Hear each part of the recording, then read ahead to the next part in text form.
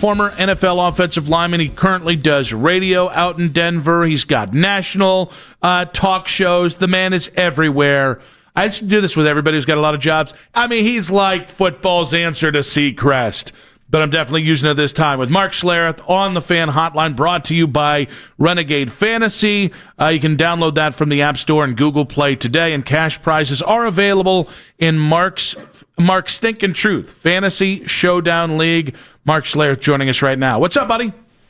How are you guys, man? Good to be with you. We're doing all right here. We're a little confused at the direction of the Browns. They seem like they want to win, but they also might not be able to win. What do you think the plan is for the Browns this year?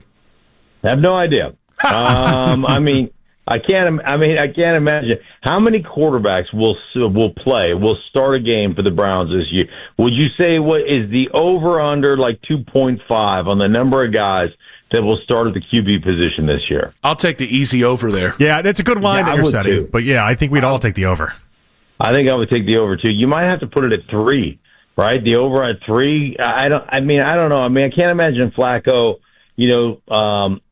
starting forever. I mean, he's 40 years old. I can't imagine that, going through all 17 games there. So you would think at some point you'd see Gabriel. At some point you'd see Shedeur, maybe even Kenny Pickett. So I don't know. It's just kind of crazy right now what's going on there. But understand, I mean, I'm a Flacco. I like Flacco. I like him a lot. I think he's a good quarterback, but certainly not the answer moving forward. So just really interesting with all the guys they have. Yeah, what's odd about Flacco is he does seem like the type of quarterback, that's the way his arm is and everything, that he could play till he's 45. And so I almost wonder if Joe knows that this is the final season for him, or at least that he's only going to play 6 or 7 games this year. Yeah, I think he probably understands where they are as a football team, the division with which they play. I mean, Baltimore certainly seems to be the class of the division. Pittsburgh, we don't know exactly what they're going to be, but they're always competitive. They've got a great defense. And I did a game late in the season, Jets versus Jacksonville, and I got to tell you, Aaron Rodgers was, at the end of the season, he was playing really good football. Now, you're talking about playing for a dysfunctional franchise in the Jets where they don't know how to run the ball. There's a lot of things that were wrong, but he started playing really good. Now you get into Pittsburgh, Arthur Smith, their offensive coordinator, their ability to run the ball, the multiple tight end sets that they're going to use. That feels like it could be special there, or could be good at least. I'm not a believer in Cincinnati and what they do, and the fact that they don't play defense and they think they've cornered the market on wide receivers, and that's going to protect Joe Burrow. So I don't necessarily believe in them, but Flacco's just one of those dudes. You're right; he still has unbelievable arm talent. He's going to play as long as he wants to play. I just don't think he's going to be a starter long term, because you're still trying to struggle and figure it out right now in Cleveland. Mark, Kevin Stefanski going into year 6 this year, which I believe makes him the longest running Browns head coach since Paul Brown. I'm only slightly being facetious there. I will ask you though, what are your thoughts on Stefanski 6 years into the job here? Well, was he won Coach of the Year twice? I mean, he's done an amazing job when you think about the different quarterbacks with Baker Mayfield and everybody else that's played there, and then what you were saddled with, with the quarterback situation you guys were in for a long time. So anyhow, I mean, he's done an amazing job. They always run the ball well. They control the line of scrimmage well. It's one thing that I like about Stefanski, or something that I really like about Stefanski, is he always understands that, grew up kind of under Kubiak in that West Coast offense, had Zimmer as his head coach when he was coaching in Cleveland, and so understands kind of that old school mentality, the importance of lines of scrimmage and running the ball. So as long as you adhere to that, you realize that that's the way you're going to win. I think you've got a chance to be, at least competitive every year. What did you make of Shedeur's preseason so far, and what his future outlook could be? Yeah, it's crazy because I coached, I helped out up at CU spring ball before last season. Mm-hmm. So I helped out up there, and all the things you hear about Shedeur, he lacks supreme athletic ability, and he lacks arm talent, and and all the things that scouts put their finger on that don't really matter. It's amazing. We go through all the combine stuff, and all the stuff that we evaluate has nothing to do with whether you can play or not. Like, we evaluate 40 times. 40 times tell me you can run fast. Doesn't tell me if you can play. Yeah. Bench press test. Show me the top 10 bench pressers that have ever come out of the combine. I'll show you 10 guys who aren't very good. It just is. So it just blows me away. Like, they're talking, well, he doesn't have elite arm talent. Well, you throw it 65 yards. How many times do you do that? You throw 2 Hail Marys in a season? Like, when you ever throw it 65 yards? It's stupid stuff. I'll tell you this. Now, he took too many sacks, and I'll put that on him. I'll put that on him in the system, and he's got to be better. But he's deadly accurate. He's got great touch. And when you watch him in that first preseason game, the thing that I loved, and I mean loved, is his ability to slide and his movement skills in the pocket and still being able to create space, not eyeballing the rush, but feeling the rush and developing and throwing it downfield. And he threw a touchdown that way. I think a couple of touchdowns that way in the pocket. Like, those things, I used to say it all the time, and I'm not comparing him to Tom Brady, but I used to say about Tom Brady all the time, was Tom Brady's the best scrambler in football, and he never leaves the pocket.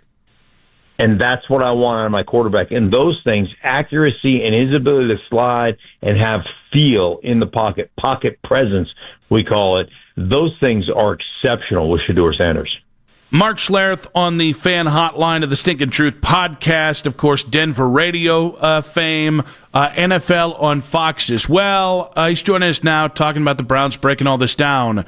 So it's interesting. I know we just asked you the question about Shedeur, but it's been interesting to see the rookie quarterback wars here for fans, and who likes Shedeur but doesn't like Dylan Gabriel, who just doesn't like Shedeur, and then that means they like Dylan Gabriel. Some people don't like either. When you were looking at both of these quarterbacks coming out, which quarterback did you prefer just as a football player? Shedeur, and mostly like much bigger body. Every time I watch Dylan Gabriel play, like, it's hard for me to get over like the size. I'm like, I need somebody that's strong, big in the pocket. He just felt like a real, like, watching him in Oregon, he just felt small. And and I don't know. I mean, they list him at 5'11", 205. I don't know that he's that tall or that big, but that always kind of just scares me a little bit. He does have some touch when he throws the football and all those things. But I was more on the Shedeur kind of bandwagon. But again, I coached up there and I watched him. I watched him practice. Now, like I said, he took too many sacks. But a lot of the stuff, like when I was coaching up there, a lot of the stuff that they did up at CU was like, hey man, it was just anti what I grew up understanding about football. Like, you can't block everybody. And they had a plan where, like, hey, man, if your guy doesn't come and we're turning protection to the left, swing back over to the right and pick up the Mike backer and then tell your quarterback you're protected. You're not protected. It's impossible. You can't do that stuff. So, I even pulled Dion aside and said, dude, what you're asking guys to do is impossible. Can't be done. Like, that kind of stuff. So, I don't know how much of his taking sacks was Shedeur just trying to extend plays and having a cavalier attitude about it, and how much of it was this protection that you guys are trying to run sucks. And I saw it. So, there's a little bit of both there that I think is probably somewhere in the middle lies the truth. All right, one more quarterback to ask you about, because it takes a lot. We got to get through a lot of them. Do you have any idea on whether or not Kenny Pickett can actually be a reclamation project for Kevin Stefanski? Yeah, at this point, I just don't know. I mean, he's been hurt. What has he had? The hamstring, hasn't really played. I'm telling you what, my track record with prayer for tiny hands, it worked for Joe Burrow.